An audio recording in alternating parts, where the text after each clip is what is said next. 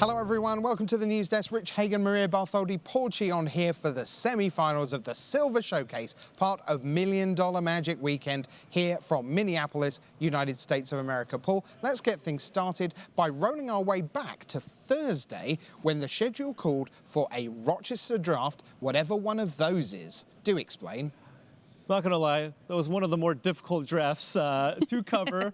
We had lots of old cards, but I mean, one thing to just mention is like many of us, have played the game for so long, and it just brought back so many memories. Just when I first started getting into the game, Crawlworm was the biggest, baddest creature that I saw in my booster packs, and just seeing it get open, and not only that, being prized. We see a Crawlworm, and we were like, oh, you know what? This is the card to take.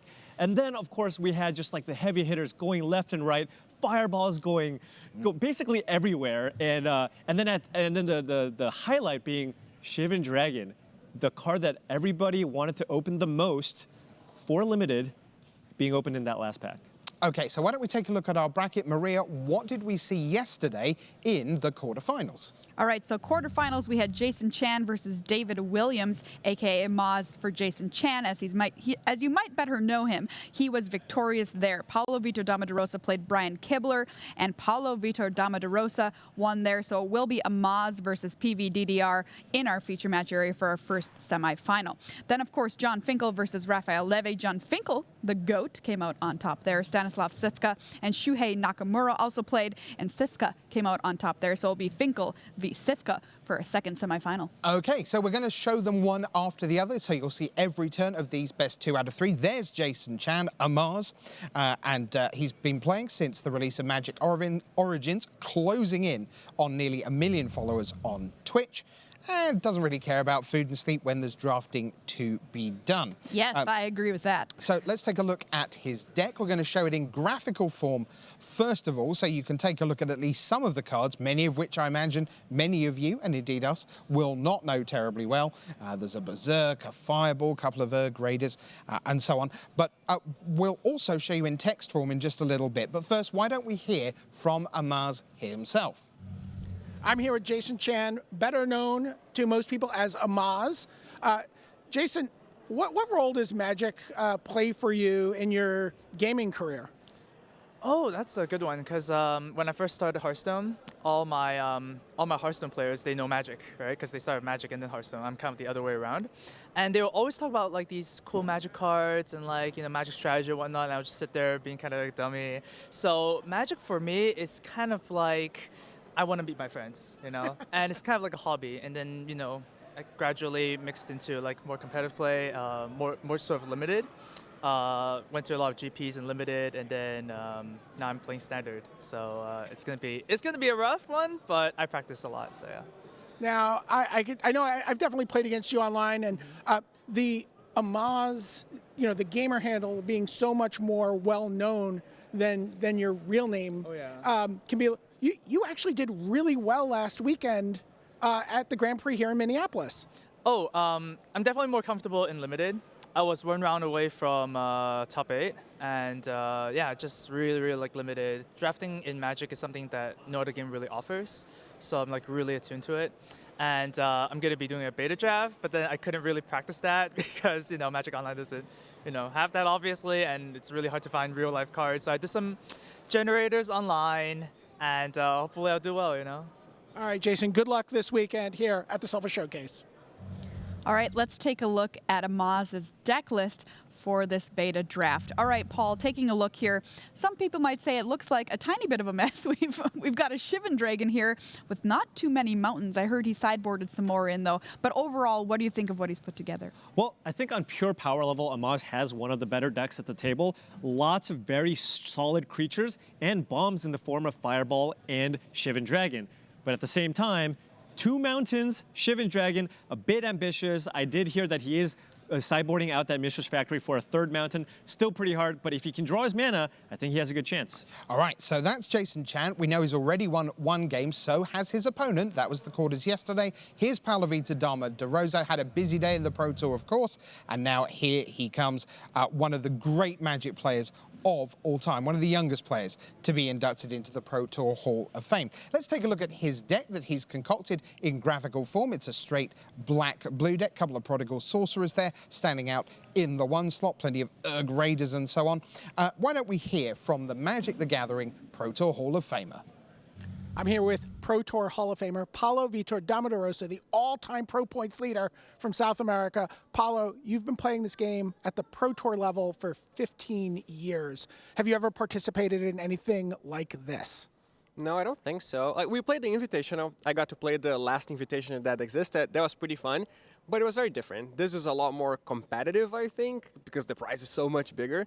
So yeah, I've never played something like this. Now, how do you prepare for a tournament like this? Well, what we did was I tested with Stan Sivka because we're in the same testing team. We're friends with the same people. And they printed up playtest cards, and we actually did a couple drafts the way that we're going to do them, which I think was very useful. They did 3, and I only did 2.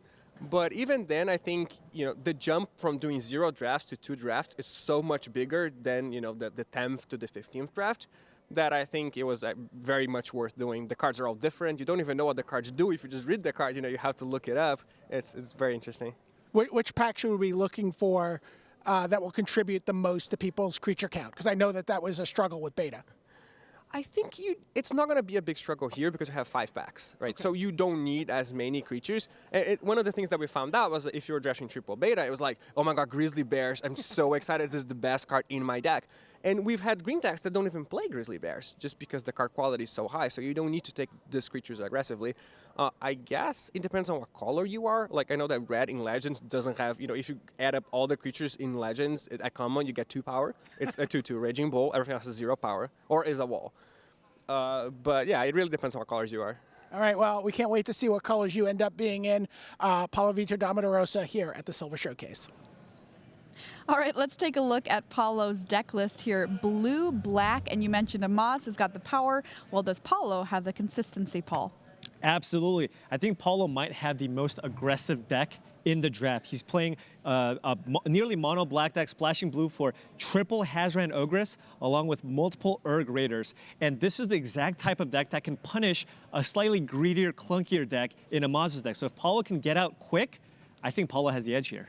So from your point of view, we're going to see Paulo Vitor Damo in the final. There are going to be a lot of players around the world who follow Amaz who hopes that won't be true and that we're going to see turn 6 Shivan Dragon. It's time for the first semi-final of the Silver Showcase.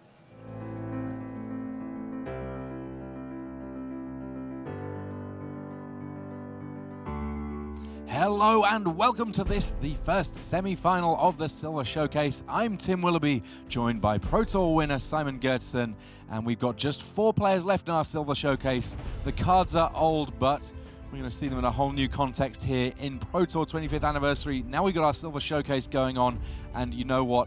I'm really intrigued to see how these ones played out. We've already seen them on the news desk going through the decks. The players are ready and raring to go. Let's head down to our feature match area for our first semi-final.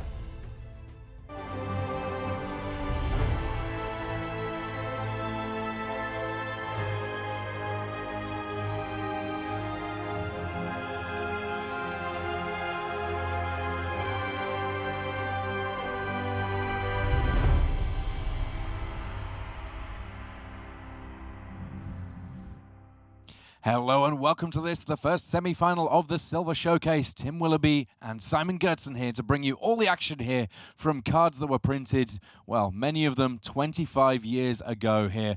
We've got Beta, we've got Arabian Nights, we've got Antiquities, we have Legends. Between them, we have decks that, if you are just playing at the very start of the game, this might be the sort of thing that when you've cracked a few boosters you are trying to build, and we're going to see how they're going to square off against each other. Our 2 players, first up, we have the biggest money winner in the history of Magic the Gathering, Hall of Famer, 2-time Pro Tour winner, Paulo Vitor Damo.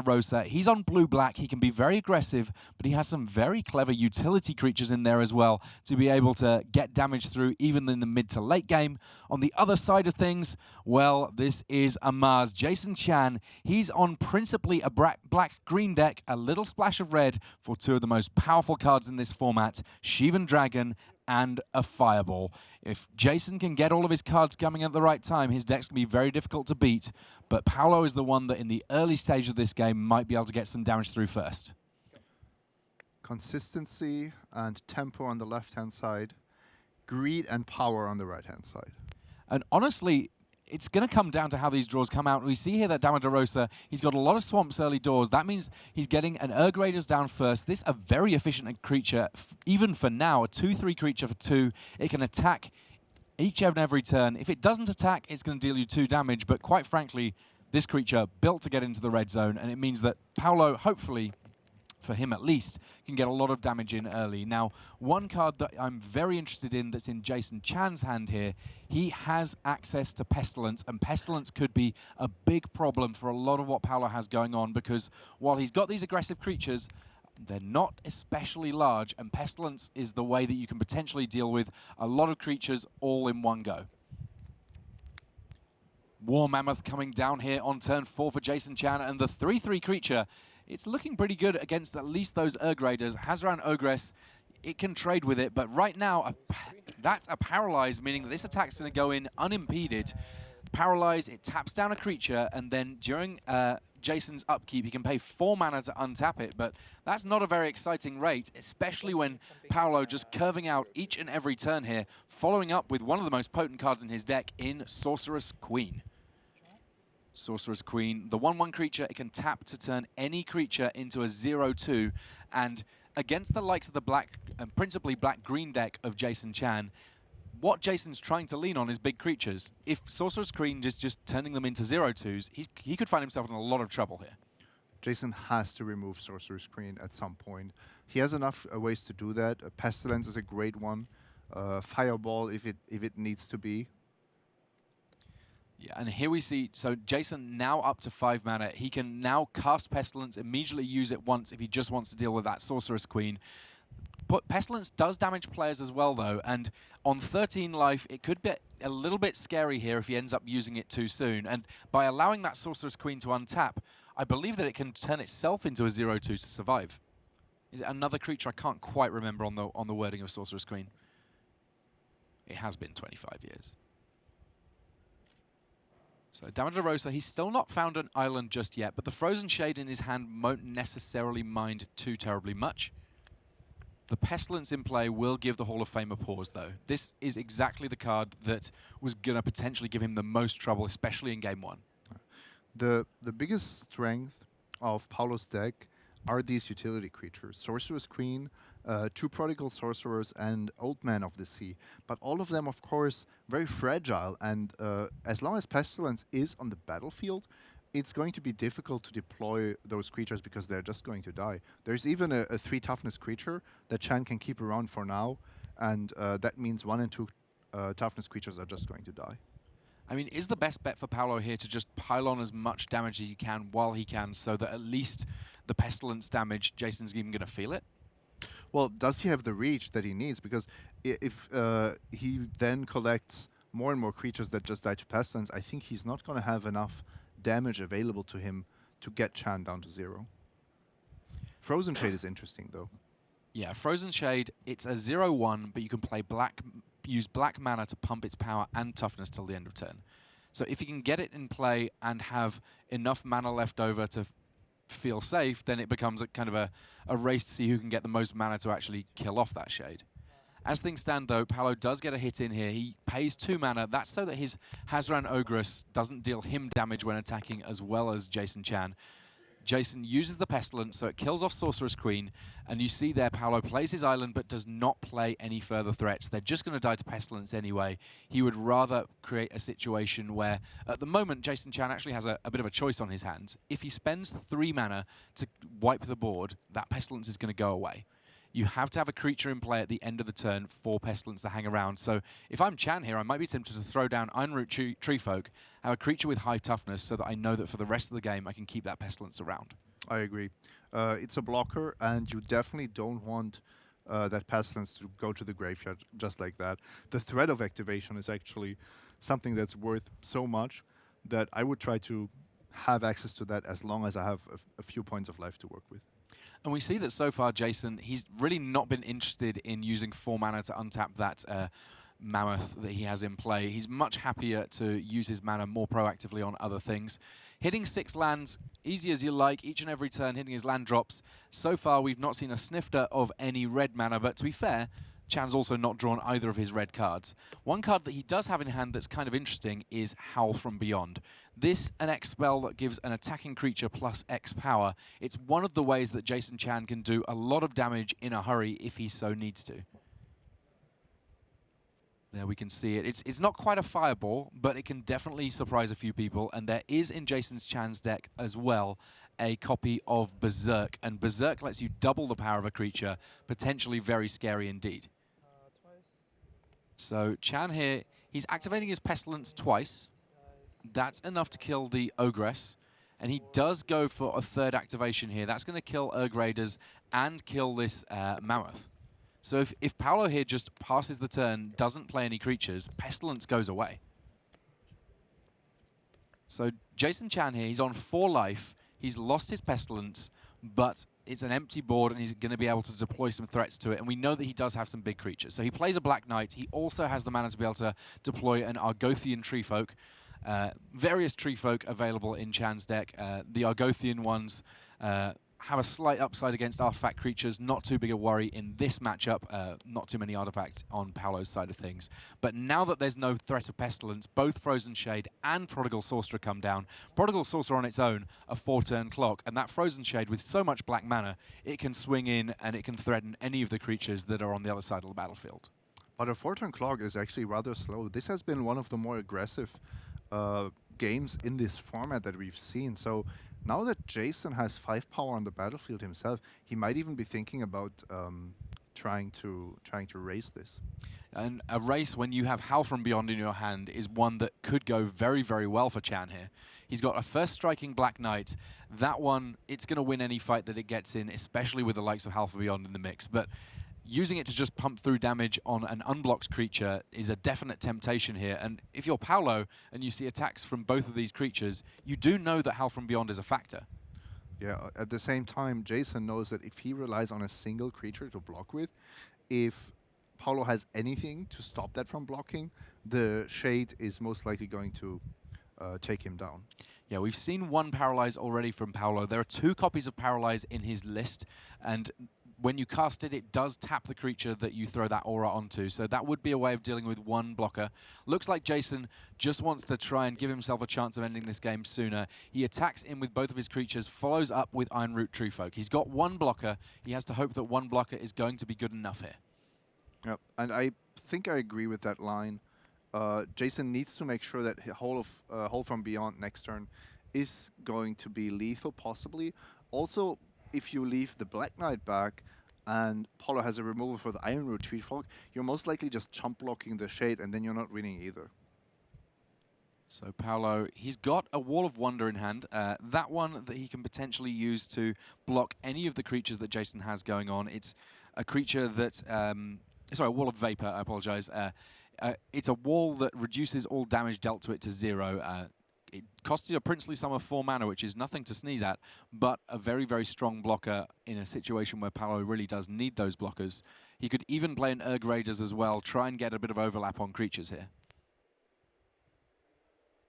Any single creature, even the Black Knight, on Amaz's side is a lethal threat. Now the question is, has Paulo got that Howl from Beyond in mind? I mean, I guess that there's other cards that Jason, in principle, could have in hand that could be a threat. If there's a Fireball just waiting for a mountain, that's another way this game could end. Paulo does have to be a bit careful about that. He's going to want to end this game fairly quickly before Jason can deploy some of his big threats. And here, if Paulo has to block with 3 of his creatures, okay, the wall just takes 1 of them. His other creatures are actually rather small, so the fact that Urg Raiders currently dominates the Black Knight could actually be the deciding factor in this game. It's super close.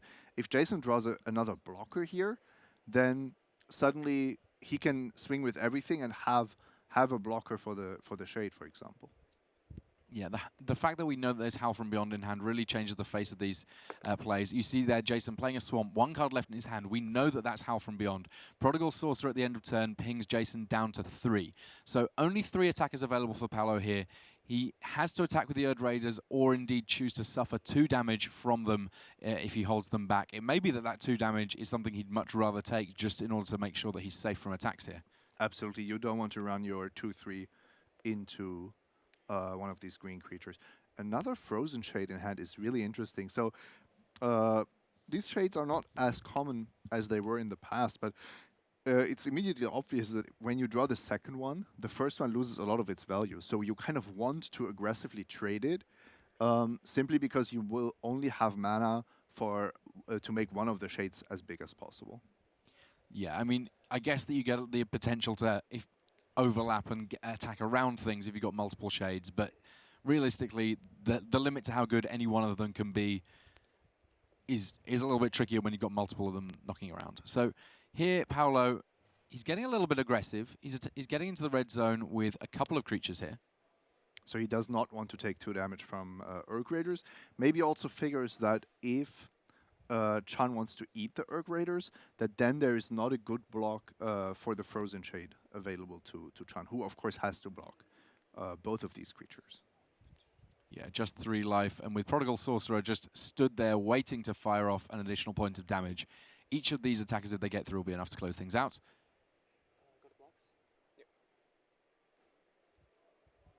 The 2 Tree Folk functionally identical on this board, and then there's the Black Knight to think about as well. You can see how difficult the Shade is to deal with. So a double block here from Chan. So this signals to me that he's just very, very keen to make sure that the Frozen Shade is dealt with. And given there's another one in Paulo's hand, this could work out very well for him. So how much toughness is that? 5 + 2, 7? That means that Paulo can just take both of these creatures down, right? He's only got 6 black mana. And the Prodigal Sorcerer. Oh, and the Prodigal Sorcerer too, yeah. I guess it's a question of whether or not he wants to take a turn off from dealing damage to Chan. It may be worth it.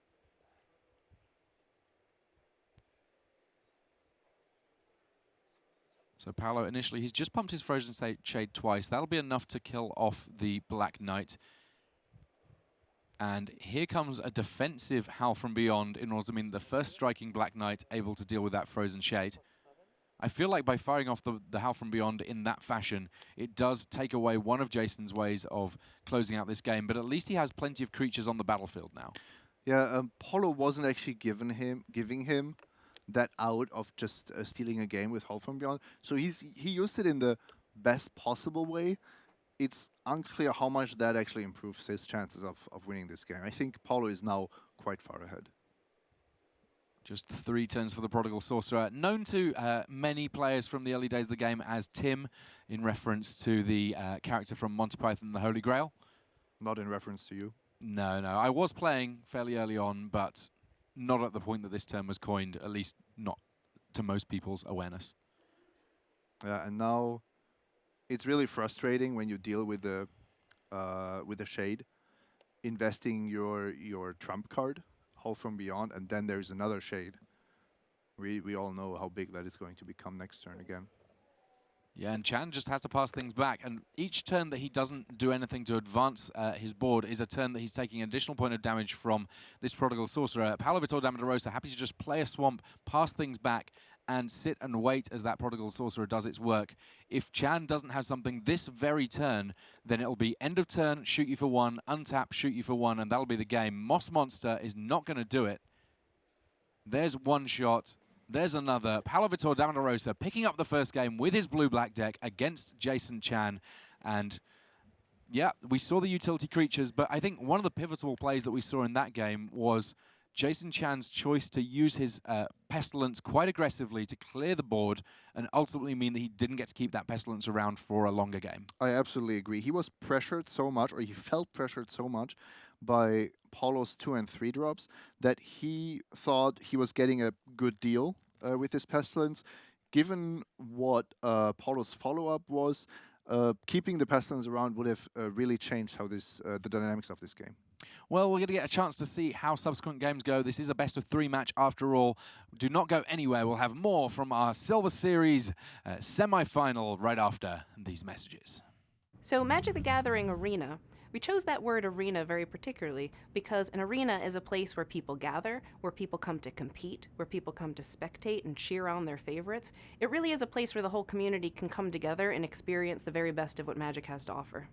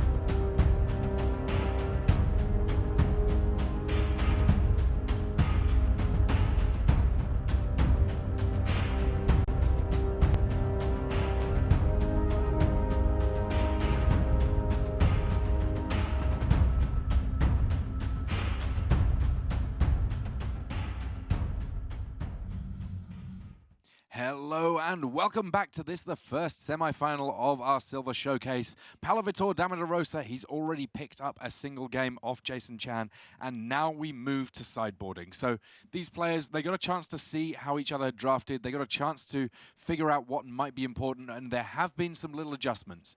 Main deck, there was already a Death Grip in the deck for Paulo, Vitor, Damo, Rosa. It's in his hand, and at some point he may well choose to deploy it.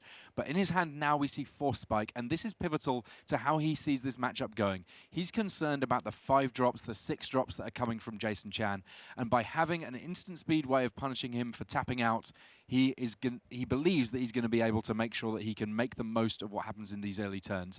He's got Nurgurator in the early turns against a Black Knight. A 2-3 versus a 2-2 first striker definitely seems to favor Paulo, Vitor, Damo, Rosa here, and he's keen to get stuck in with it immediately.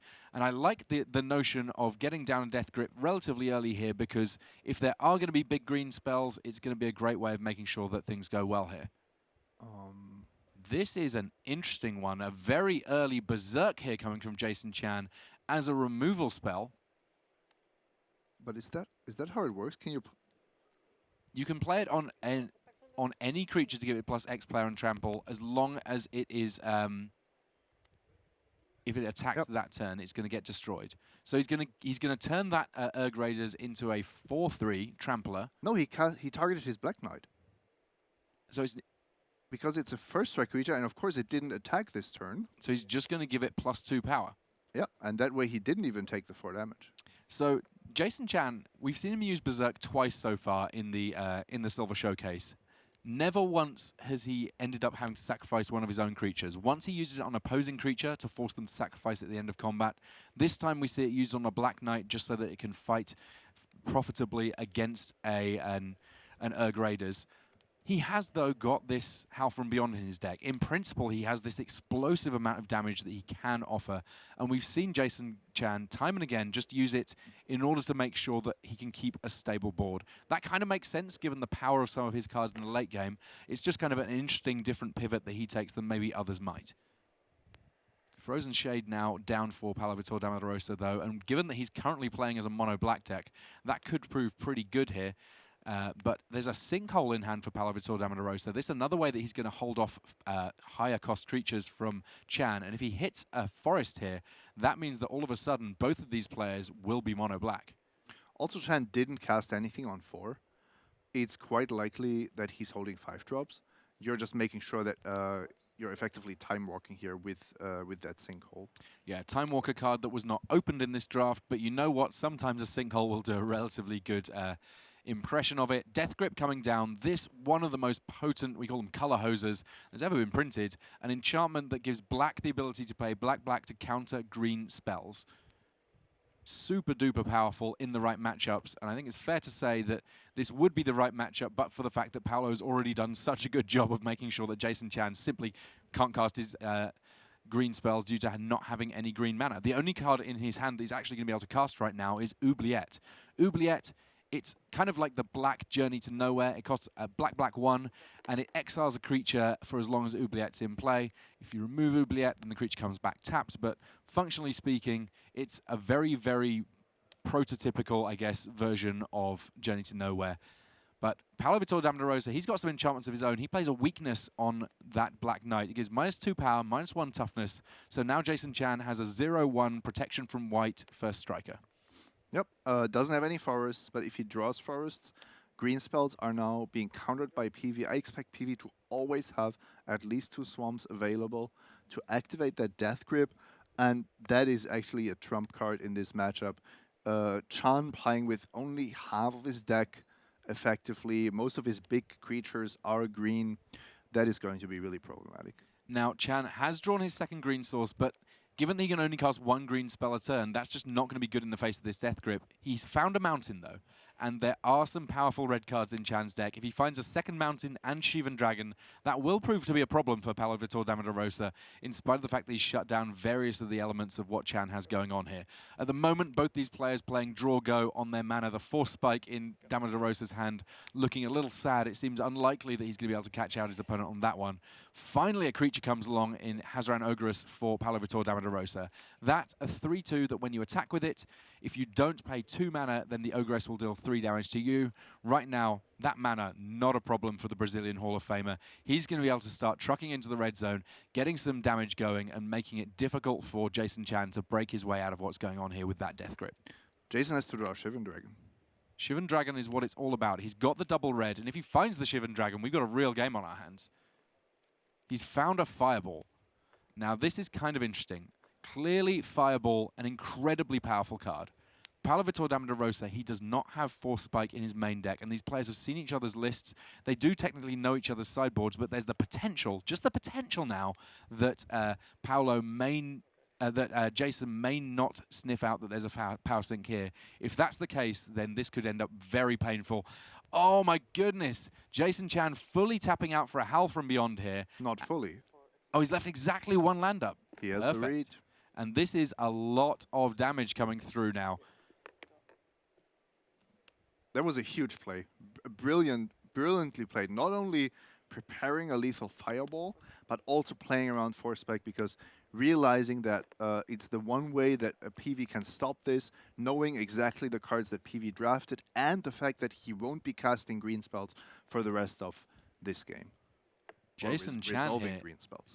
he's thinking about not just the main deck cards, but the sideboard cards, and the Fireball here should close this one out, and we're going to be going to a very quick game 3 if that's the case. These players, they played a lot of lands, each of them this game, not too many spells, and a big Fireball with extra mana up, that's enough to close out the game. This common burn spell, just a gigantic force in the early stages of this game, in terms of the early stages of Magic the Gathering in its fullness.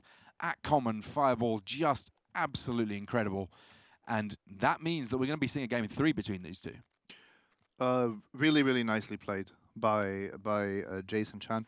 I have the feeling that PV with perfect information would have been able to prevent that from happening. For example, he had a potential blocker for that Black Knight, but just didn't consider that he would need one.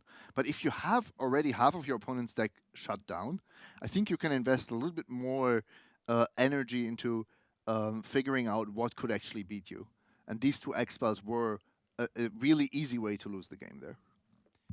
So, I mean, as it stands, I mean, I spoke to Paulo a little bit before this matchup started and said, you know, how do you feel about it? And he said that there are a few question mark factors in there. And one of them is how many of the really gigantic spells will Jason draw? If he draws all of them and the mana to cast them, then Paulo felt like he was going to have a difficult time. I mean, as we saw in that game, there were a couple of very big spells that essentially comboed Paulo out there.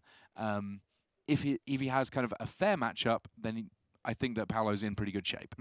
I was also a bit surprised to see the sinkhole on the forest. It was the most mana efficient play, but you could have just left 2 black mana open and you would have been able to counter any green creatures. And the green creatures are actually what you care about at that stage of the game. Yeah, I mean, I guess that if you hold on to that sinkhole and you wait for the first mountain, then you have the potential to at least make Shivan Dragon almost a non-factor in the game, at which point it's only the play a mountain, immediately fireball play that gets scary. You're not gonna stop fireball, but I think there is a good chance you can delay Shivan Dragon by a significant amount.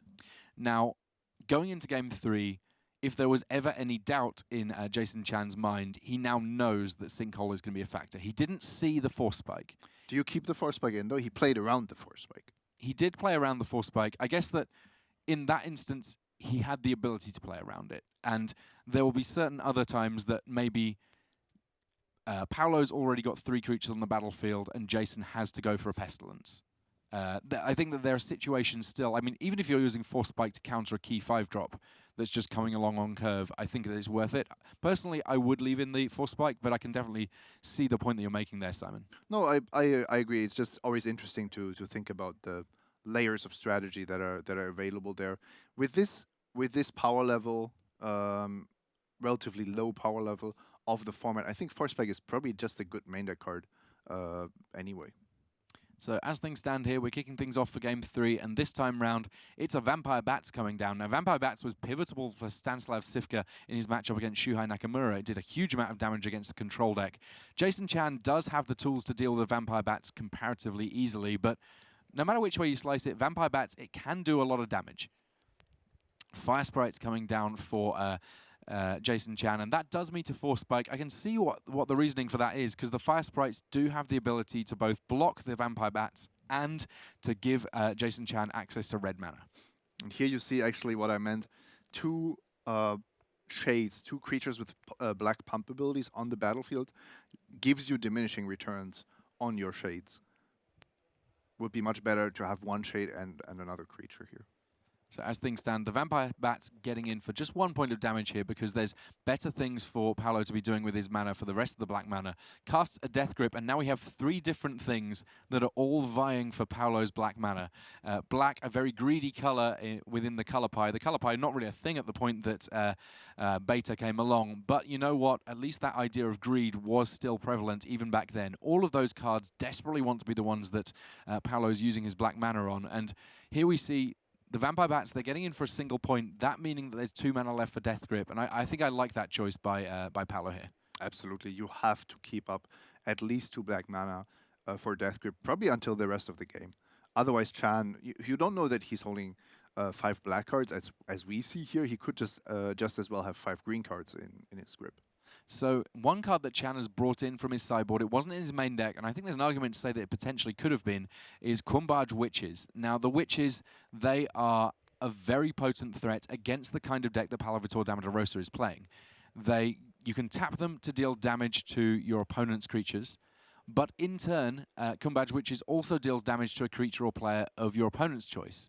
You choose first. The Kumbaj Witches, they've got toughness of 3. They don't mind taking a point here and there, but there are very few creatures, especially now those Fire Sprites have been dealt with, that can get killed off by the Witches on Chan's side, and there's loads of creatures that Paulo Vitor Damo Rosa can bring to the table that are going to struggle against these Witches. A really, really nice design. I like this card a lot for its elegance. It kind of teaches you that symmetrical effects are not always as symmetrical as they look at first sight. So there's some interesting cards in Paulo's hand here. He's got an Old Man of the Sea and an Invisibility. Neither of them he can cast right now because he has so many swamps. In the meantime, he's just going to have to get another point in with these Vampire Bats, keeping up black still. Actually keeping up triple black, but that was because he didn't want to attack with his Shade this turn. I guess that this means that the Shade can't get shot down with the Witches, even if Death Grip gets used here. Yep. So actually now, from now on, 3 black mana are tied up, and there is something even more relevant. You need to play around the Witches, activating at the end of your turn, and then in the main phase of Chan. So you kind of need also 2 black to protect your creatures at all times. Now, Hypnotic Spectre, one of the powerful cards in Jason Chan's deck that we've not had a chance to talk about yet. A 2/2 flyer for 3, already a fantastic rate in these early stages of the game. But on top of that, anytime it hits Paulo Vitor Damo de Rosa, he's going to have to discard a card at random. And it's the randomness of that discard that really can hurt. It means that Paulo, unable to sort of shape a long-term game plan, if that Hypnotic Spectre's hitting him each and every turn, he's just going to be losing a piece of that puzzle. And you can already see how much the Witches are causing problems. I mean, if Chan manages to beat Death Grip, an early Death Grip twice, basically winning without resolving a green card, that would be super impressive. Well, look at Chan's hand. He's also drawn a Pestilence, and Pestilence, yet another card that we referred to as being a problem for Paulo's deck here. I think that this is the game that if Paulo is going to find himself in trouble, this is it. I mean, Jason he's not drawn his Shivan Dragon, he's not drawn his Fireball, but he doesn't need them in this situation because he's got the correct answers to what it is that the Brazilian Hall of Famer's got going on here. An Unholy Strength in hand for Jason Chan at the front of his hand there. He could pump up this Hypnotic Spectre, but there's no pressing need to here. The main damage that he wants to deal is taking cards out of the Hall of Famer's hand here. Deals with an Urg Raiders.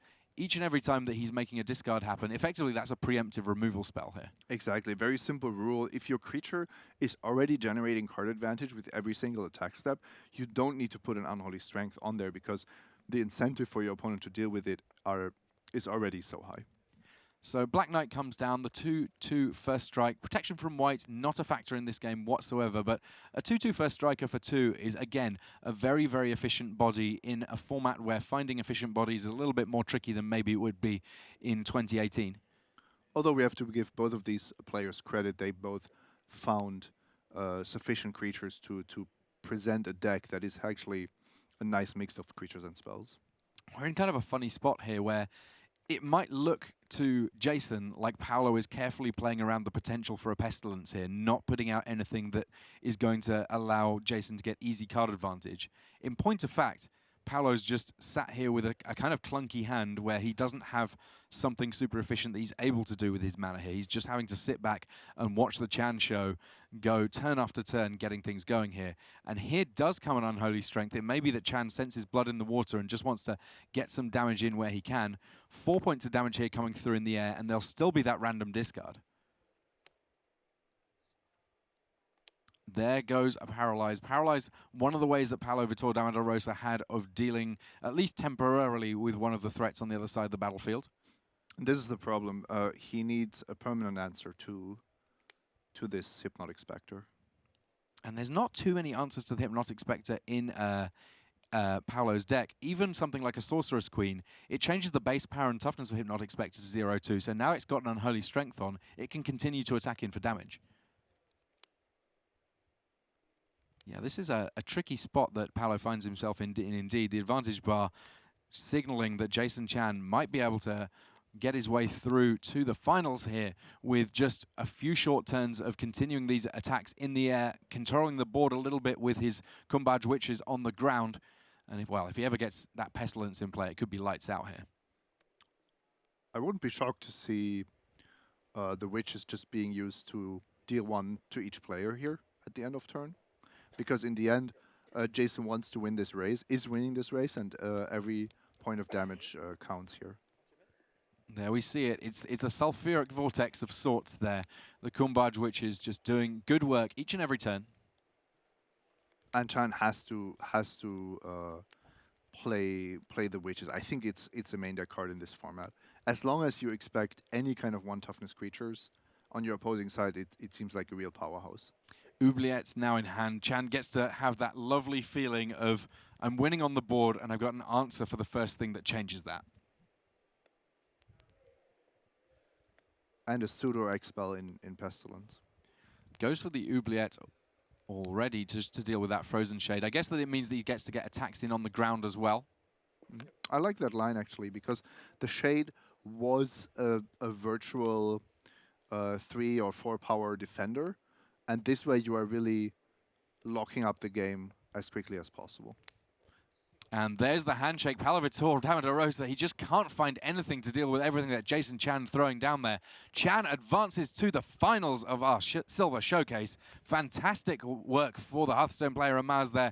He looks at the Shivan Dragon, he looks at the Fireball, he says, sorry guys, I didn't need you this game. I just did it the old-fashioned way. I mean, I guess all these players are in the Silver Showcase with some of the oldest cards in Magic, but it will be on Sunday Jason Chan that we get a chance to see in the final. Who will he be playing against? We'll find out soon.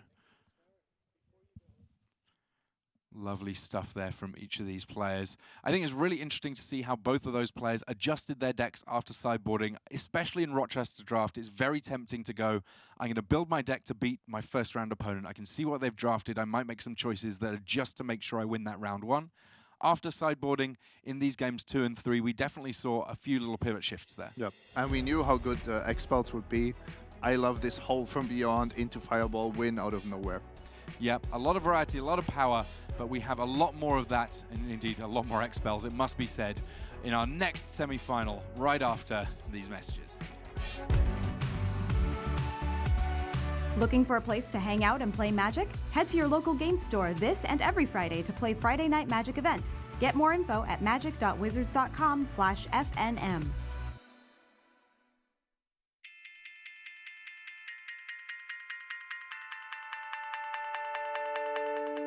If I had to pick just one card, it would have to be Dorian the Siege Tower, just because it's one of my favorite all-time cards. I was just super excited when I saw it was printed, and I wanted to play it so much. And the card has given me, like, incredible. Like, I won my first ever Pro Tour qualifier playing a Dorian deck, where I'd be 0 in turn 1 in the finals on Magic Online. That was amazing. And then I remember in my 10th Pro Tour, was Pro Tour Seattle, 2012, Return to Ravnica, and it was the last Pro Tour that I held an invitation to. And I even made like a public post on Facebook. I was like, all right guys, well, you know, this is the last Pro Tour I'm qualified for. It could be my last one, I don't know. So if I'm gonna play my last one, I'd rather play with the card that got me here, and that was Dorian the Siege Tower. And then I played a Dorian deck with Deathrite Shaman, which was the first time that card was printed, and I came in exactly 25th to keep the dream alive, you know, and it's been going ever since. A Magic card that holds special meaning for me is actually a Yawgmoth's Will. So, you know, this isn't the super spiky answer that it sounds like. Yawgmoth's Will was a card, I owned this one copy of Yawgmoth's Will that was Japanese that I played in every Vintage tournament, and Vintage is actually how I got into the Pro Tour. It's like not the normal route. What happened is a local store, Eudaimonia, would hold these like Power 9 tournaments every month for a piece of the Power 9. And me and like David Ochoa would always play in them. And we had so much fun playing in these tournaments that we decided to like start going to PTQs. And I always played Yawgmoth's Will, and I always played this one really, really beat copy, and it just has a really sentimental value for me. I'm a control player, so I've always loved the card Absorb. It's a counter spell, and when you counter the spell, you gain 3 life. But the reason it's important to me is that I was watching a match, waiting for a Pro Tour qualifier to finish, and I was standing behind a player who had this card Absorb. I knew that if they tried to counter an uncounterable Urza's Rage, they were going to win the game because they were going to gain 3 life. I knew that. The player didn't. And I stood behind them and I was shaking with the drama of what was happening at the table in front of me because they had the win and they didn't know. 20 years later, I'm sharing that thrill of the goosebump moment with millions of viewers around the world, but that's when I saw it for the first time.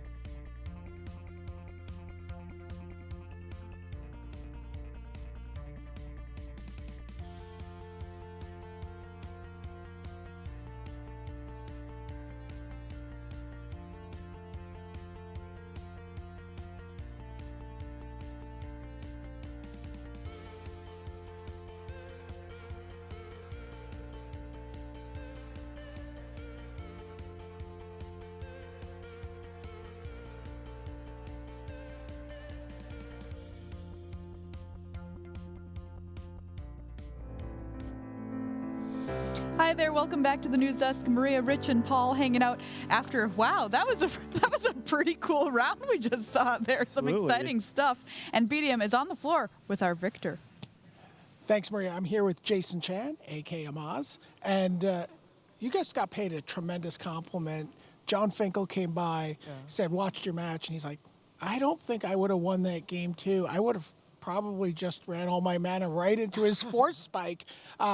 What were you thinking about when you played that Howl from Beyond, left a mana open? Same thing with that Fireball.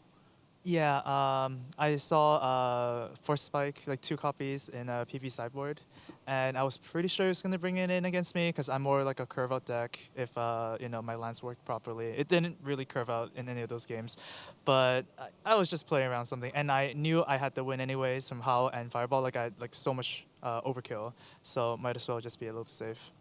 Yeah, that was really nice of that. And again, for the second day in a row, we see you using Berserk to do something other than just like make a crazy powerful attacker. You're finding a lot of different ways to eat that buffalo. Yeah, it was between that and Crawworm, right? And yeah, I once again thought that enough creatures, I needed some sort of trick or something, and like instant speed, you know, interaction seems like it's very rare in the set. Like there's like literally no kill spells or like no +3/+3 except for giant growth or whatnot. So I thought picking that up was very important. I apologize. I was perhaps a little critical in the booth of the Crawworm Berserk pick. Yeah. When I picked the Berserk, I heard you like it was kind of loud, right? You're like Crawworm over Berserk, and then I was in the table. I was like, hey, and then the whole table laughed. It was pretty funny. Yeah. Yeah, well, really nicely done. Again, also worth noting, a great result at the Pro Tour. 9-5 with you and your team. You guys had a little bit of a rough day one, but you guys just steamrolled today. 6-1, right? Yeah, we ended up top 32, and it was a lot of pressure because I'm not just playing for me, I'm playing for my teammates as well.